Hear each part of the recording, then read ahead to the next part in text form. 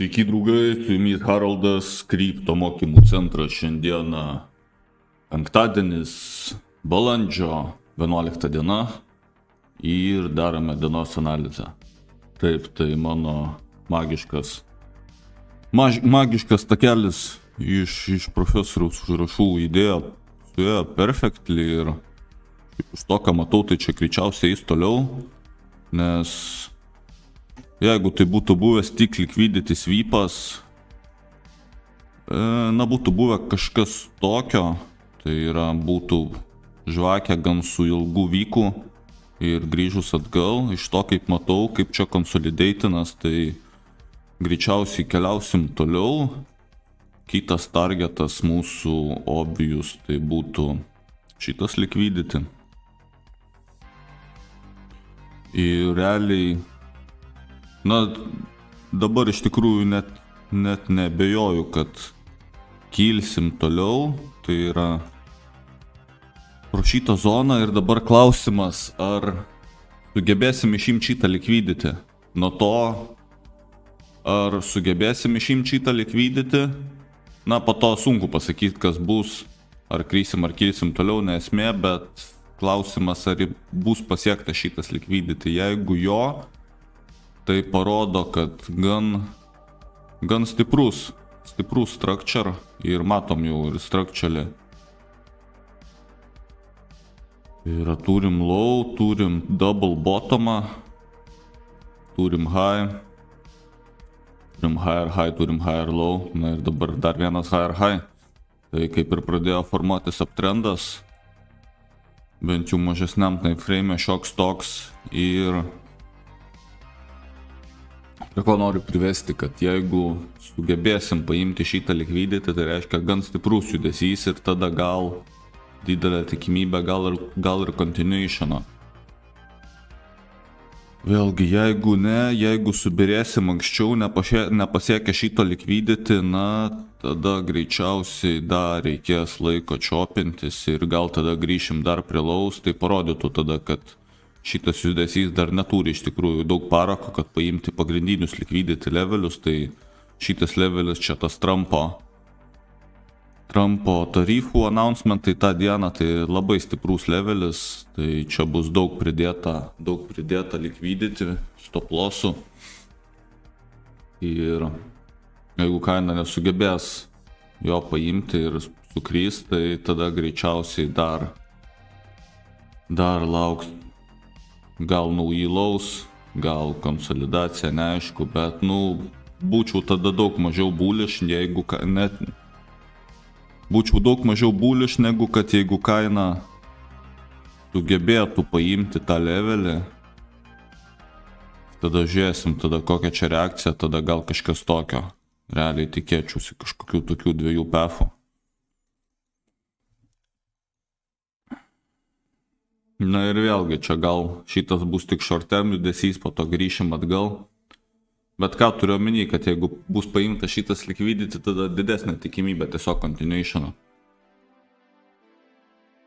Tada greičiausiai bus paimtas ir šitas liquidity, o čia realiai aukščiausias taškas nuo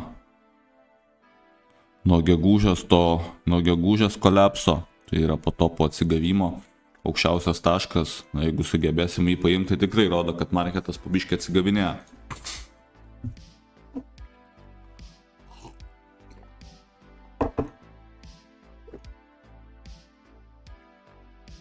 Tai pradėkim kaip visą laiką nuo 8 dienų time frame. Pažiūrim, kaip šiandieną rodo 8 dienų žvakė. Tikrai stipri žvakė iš tikrųjų, 3 dienos iki close, dabar treidina prie highs, žiūrėsim kaip sugebės įsiklausinti. Jeigu sugebės paimtos liquidity, gal įsiklausins net viduj bensų, kas būtų tikrai bullish. Ir galimai net sugebėtų išgelbėti bitcoino bensus nuo flipo raudonai. Ir tada būtų labai panašiai situacija kaip čia, kur atrodė, kad jau tikrai viskas žopa ir kažkaip sugeba prasimušti pro bensus ir gal dabar sakyčiau esame labiau šitoj vietoj, Tai yra vis tiek, manau, kad dar jeigu ir prasimūšim bus kažkoks retestas, gal nepadarysim naujo lau, gal padarysim, bet manau vis tiek pirmas tas rally bus fake, po to retestas į naujus laus arba ne, čia neaišku, sunku pasakyti. Ir antras, manau, rally bus real, tai manyčiau, mes dabar esam kažkur čia, irgi panašiai formuojasi žvakę, impulsive, tai yra engulfing žvakę, po visiško it's so over, ne, po visiškos mirties, stipri engulfing žvakę, jeigu jinai sugebės susiklausinti kažkur viduj bensų, na, būtų tikrai neblogai. Tada kita žvakė turbūt irgi būtų bullish, na, ir tada greičiausiai visus išskvyzintume. Nu, labai panašus price actionas kaip čia, manau. Nu, aišku, taip viens prie vieno neįsiplayautins, bet mintis ta pati, ne, tai labai blogas sentimentas, marketas byra į nulį, tada stiprus pumpas. Market užsiklausina į bensus, antra žvakė, visi FOMO longina, visi galvoja, bullrūnas tęsiasi iš naujo, prasidėjo, visus išflushina, galimai naujus laus, na ir tada jau prasideda tikras rally. Lygiai taip pat kaip buvo čia. Tai yra, čia viskas subirėjo, visiška žopa, čia atsigavo, visi čia FOMO longino, visus ištaškė į naujus visiškai laus, na ir tada po biškį užsibildino į naują rally. Tai manau, kažkas labai panašaus kaip čia tikrai tikėtina. Daily.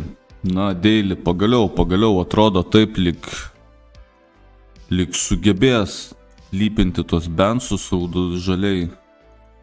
Paskutiniu labai jau ilgai raudoni bensai, jau tikrai overextended downtrendas, tai net jeigu toliau bus bearish, turėtų bent jau būti kažkoks flipas, fakeoutas, na ir tada toliau birėti. Tai kaip čia kokį pavyzdų karas, na, vat kažkas tokio tada jau, ne, jeigu mes galvojam, kad mes esam visiškam bear markete, tai irgi būna labai overextended bensai, tada vis tiek turi ateiti kažkokią sideways range'as, kur bensai paflipins, tai žaliai, tai raudonai, na ir tada vėl continuationas downtrendo. Tai jeigu mes tikimės, kad bear marketo pradžia ir viso, tai turėtų vis tiek ateiti kažkada tas periodas, kuriais marketas sideways ir flipins bensų šaliai. Ir tada, jeigu nesugebės prasimušti naujus highs, birėsi naujus lows. Aštuonių dienų timeframe'as irgi toj flipins žaliai. RSI.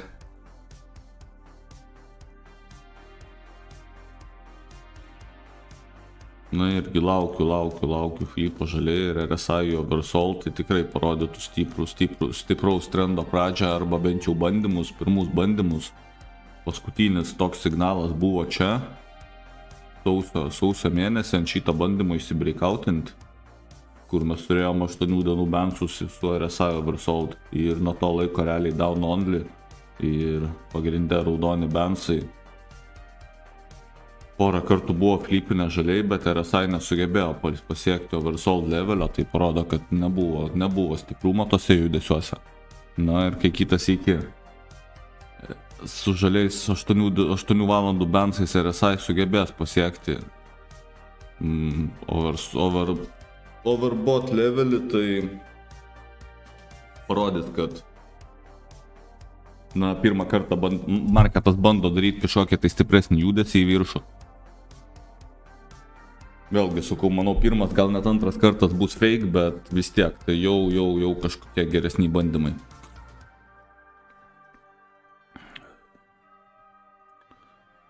Nu ir jo, vieną 1H kaip ir pakalbėjau, laikom žalius bensus, viskas gerai.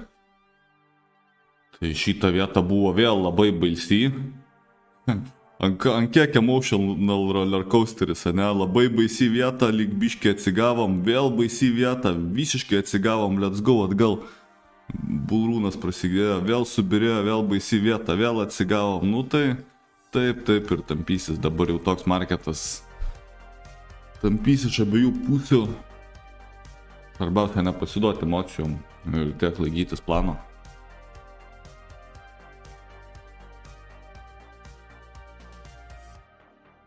Vėlgi žiūrėsim, jeigu turėsim daily close aukščiau raudono moving average'o, tai kaip ir pradėtų veikti mano lower time frame longo strategijos. Ne šitas. Jo, čia šitas moving average'as biški aukščiau. Na, bet matoma, ne, kad realiai nujungsiu gal kitą.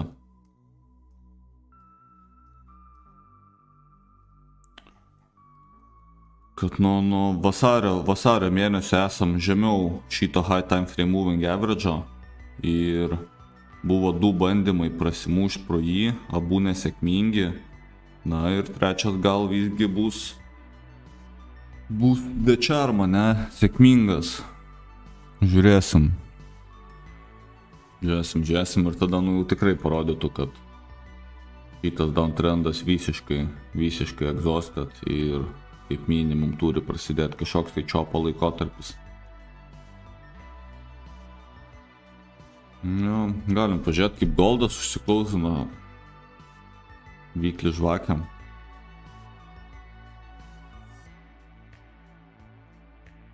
Na, stipri vykli žvakiai, naujus highs, už 2 valandų closas. Daily irgi breakino structure. Visus išgazdino, kad it's over, tada davė stiprų pumpą. Tai vėlgi, pamokų galit prisiminti, ką sakiau, kad kiekvienas trendas baigėsi nuo market structure breako, tai yra kiekvieno trendo pabaiga prasideda nuo market structure breako, bet jeigu būna market structure breakas, nereiškia, kad trendas pasibaigs, tai yra, čia nėra aišku visą laiką 100% pataikymas, bet dažniau negu rečiau, ne, po market structure breako atsitinka kažkoks tai downtrendas. Na ir čia nežinom, tai yra gal, na, pagal levelius kaip ir viskas normaliai turėtų užsiklausinti aukščiau 1-2, bet vėlgi,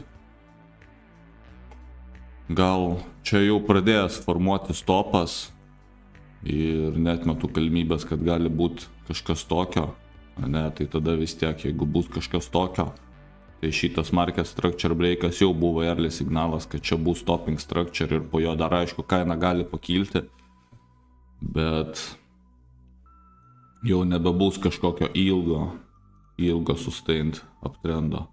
Gali ir tai būti, ne, kad gal čia pradėjęs formuoti stopas, tiesiog per daug čia visi shortino, visus dar reikėjo įskvyzinti, čia dabar vėl visi longins, reikia visus užtrepinti būtinai. Na ir tada gal prasidės kažkoks stopas. Toksai.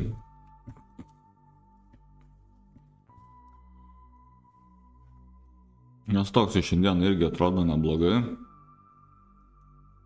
Tai nesubirėjo visiškai naujus lows, kas aišku gerai.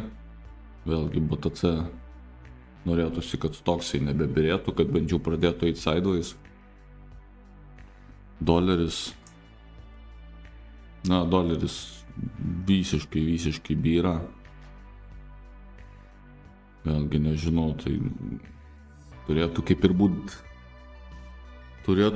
būt gerai risk assetams, tokiems kaip BTC, kai doleris byra, bent jau seniau tokia būdavo colorationas, na visiems realiai assetam, nes viskas treidina prieš dolerį. Tai jeigu doleris krenta, turėtų visi kiti assetai kilti teoriškai, bet ne visą laiką taip veikia. Ir kartais ta koreliacija neveikia ir jo, čia sunku pasakyti. Bet teoriškai on paper taip, jeigu logiškai galvojant, jeigu ta valiuta, prieš kurią tu treidini, praradinėja vertę, tai tas assetas, kurį tu treidini, turėtų kilti prieš tą valiutą. Oilas.